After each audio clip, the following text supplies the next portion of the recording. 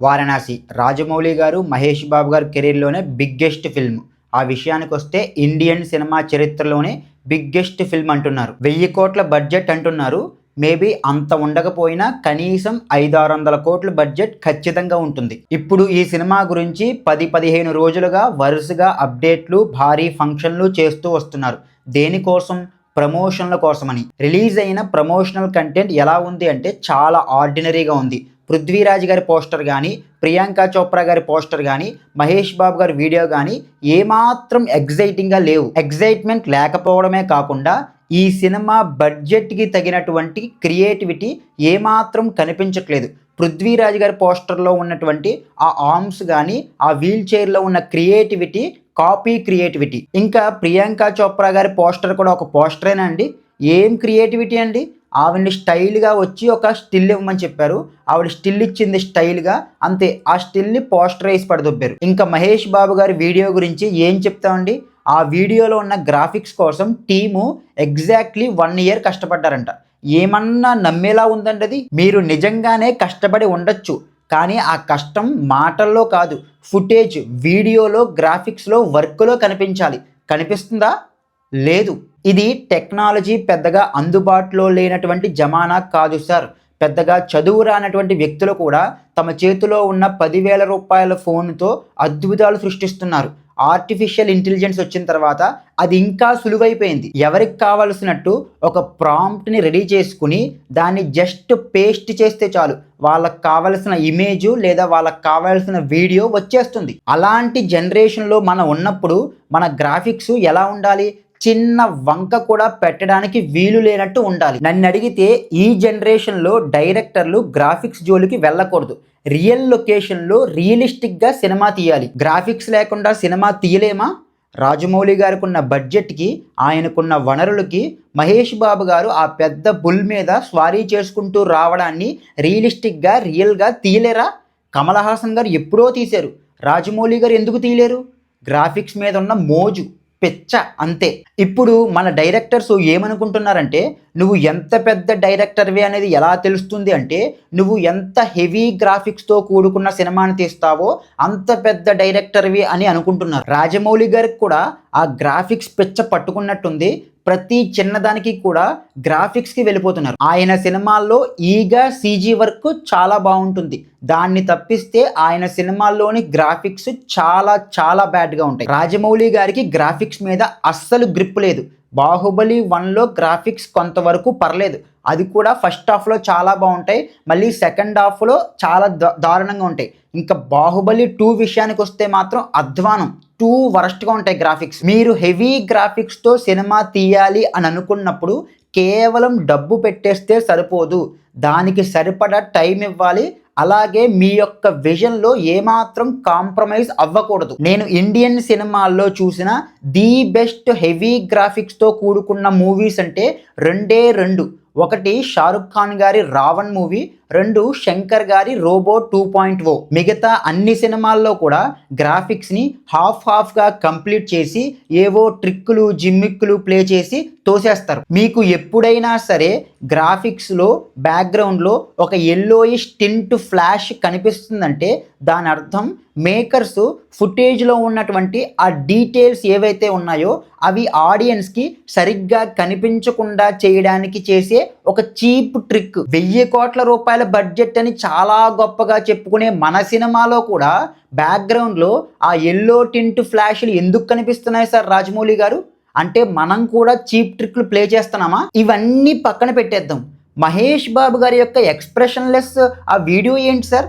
అసలే పక్క రాష్ట్ర ప్రజలు మహేష్ బాబు గారి యొక్క ముఖము ఒక పెద్ద మైదా ముద్ద, ఆ ముఖంలో ఎలాంటి ఎక్స్ప్రెషన్లు పలకవు అని చెప్పి విపరీతంగా ట్రోల్స్ చేస్తూ ఉంటారు. అలాంటి టైంలో కూడా మహేష్ బాబు గారి ముఖంలో అసలు ఎలాంటి ఎక్స్ప్రెషన్లు లేకుండా ఆ వీడియో పెట్టాలని మీకు ఎలా అనిపించింది సార్?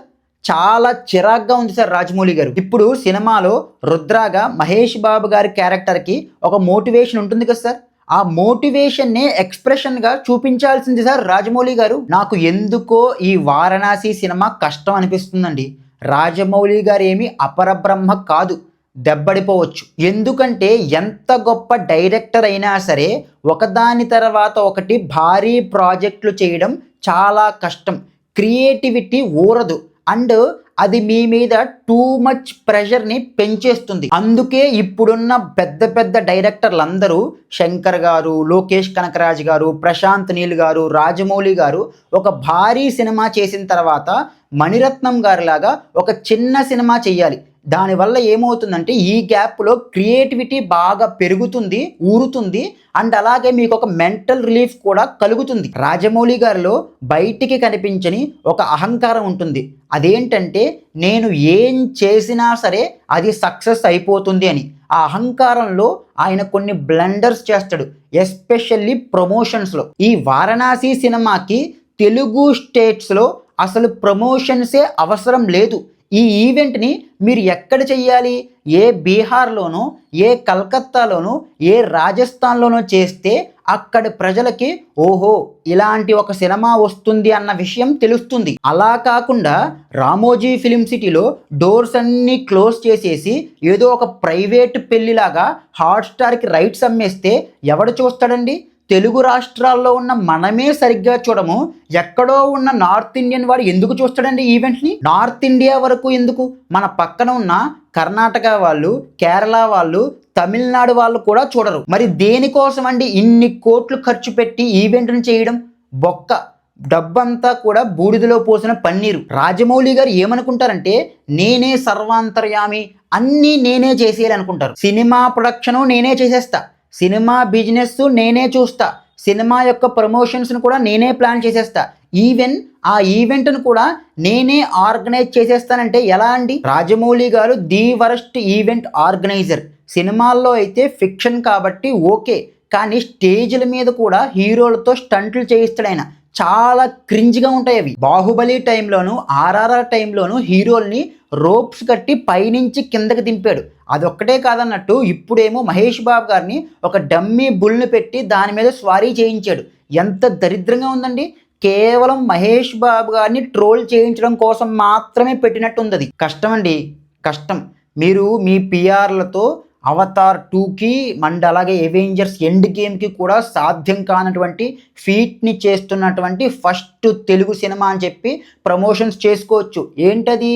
ఏకంగా 90 దేశాల్లో ఈ గ్లోబ్ ట్రాటర్ మూవీ అనే సినిమా రిలీజ్ అవుతుందని చెప్పేసి విపరీతంగా మొన్న మధ్యన ప్రచారం చేశారు. సరిగ్గా చెప్పాలంటే ఇది ఇండియాలో ఉన్నటువంటి అన్ని స్టేట్లలో రిలీజ్ అయితేనే చాలా పెద్ద గొప్ప. ఎందుకంటే ఈ సినిమాలో ఇండియా అంతా తెలిసినటువంటి స్టార్ క్యాస్ట్ ఎవరున్నారండి? మహేష్ బాబు గారు తెలుగులో పెద్ద సూపర్ స్టార్, కానీ రెస్ట్ ఆఫ్ ద ఇండియా ఆయన గురించి పెద్దగా ఎవ్వరికీ ఏమీ తెలియదు.